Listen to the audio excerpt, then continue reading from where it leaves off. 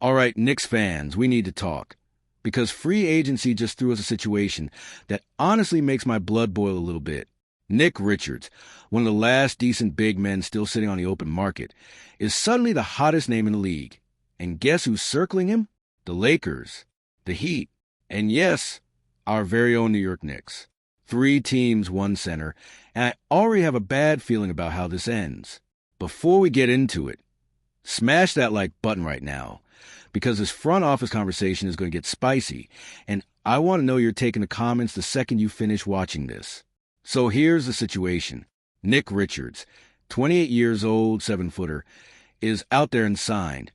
And according to multiple league sources, he's ready to sign for the veterans minimum with a legitimate title contender. Read that again. The minimum. That's not a max contract. That's not even a mid-level deal. That's pocket change in today's NBA. And somehow, even at that price, the Knicks are just one name on a list that includes the Lakers and the Heat. Why does that bother me so much? Because this is exactly the kind of low-cost, high-value move that separates smart front offices from the ones that fall asleep every summer. Let's be real about what Richards actually brings. He's not walking and expecting minutes over our stars.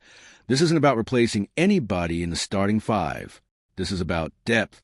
This is about having a real rim protector who can rebound, finish above the basket, and give our bigs a breather without the defense completely collapsing. Over 300 career games. He's averaging right around 7 points and almost 6 boards a night. And last season alone, he was still putting up solid rebounding numbers, even in a limited role. That's not flashy, I get it. But championship teams are not built on flash in July. They're built on exactly this type of role player who does his job every single night and doesn't complain about minutes. And that's what makes this Lakers rumor so frustrating to me. The Lakers already added size this offseason. They already brought in another big man. They already have guys who can play the 5, and they're still circling Richards like it's not enough.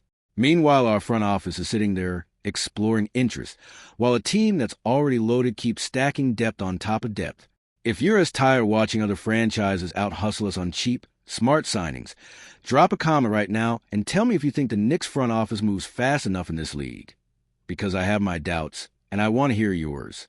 Here's the thing that really gets me. The Lakers apparently have a full roster already. All 15 standard spots are taken. So for them to even be in this conversation, they'd have to cut somebody or work out a trade just to make room. That tells you how much they want him. That's a team willing to create a problem just to sign a backup center for minimum money, because they understand depth wins in the playoffs when the games get physical and somebody inevitably goes down with an injury. Do we understand that the same way? I want to believe we do. I need to see it in July, not talk about it in October when it's too late. Now, let's talk about the Heat for a second, because of course Miami is in on this too.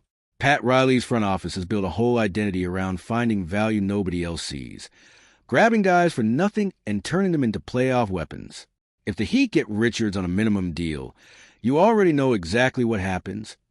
He becomes a hustle and energy guy who somehow ends up being a problem for opposing teams in a playoff series in April. That's just how Miami operates.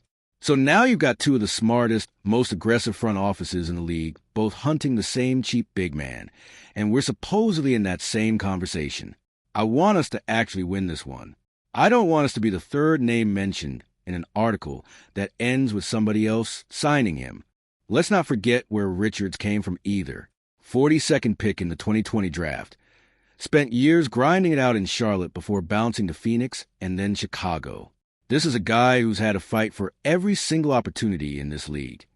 Nothing was ever handed to him.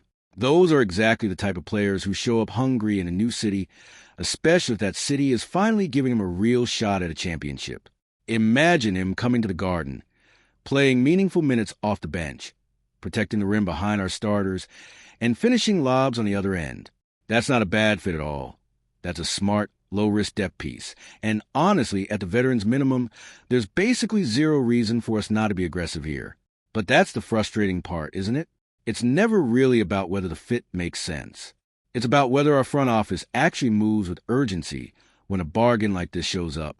We've seen it before. We get linked to a player, everybody gets excited, and then a division rival or a Western Conference powerhouse swoops in and signs him while we're still exploring interest.